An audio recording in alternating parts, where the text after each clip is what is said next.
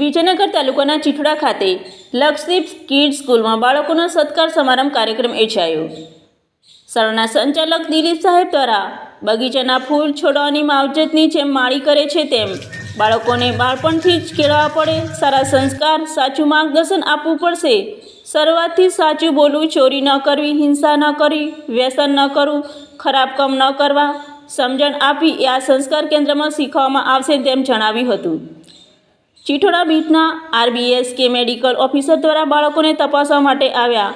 સ્વચ્છતાની સમજ આપવામાં આવી હતી।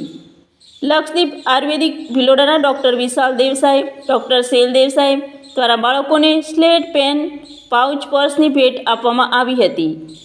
આ સમારંભમાં ગુજરાત પ્રદેશ કોંગ્રેસના આદિવાસી સમિતિના મંત્રી એડવોકેટ પરાગ બગોરાના અધ્યક્ષતામાં બાળકો તથા વાલીઓ હાજર રહેલ।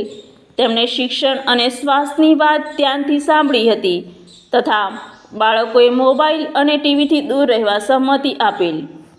આ નાનકડો સંસ્કાર કેન્દ્રનો કાર્યક્રમ ખૂબ જ સુંદર રીતે આયોજન કરવામાં આવ્યું હતું।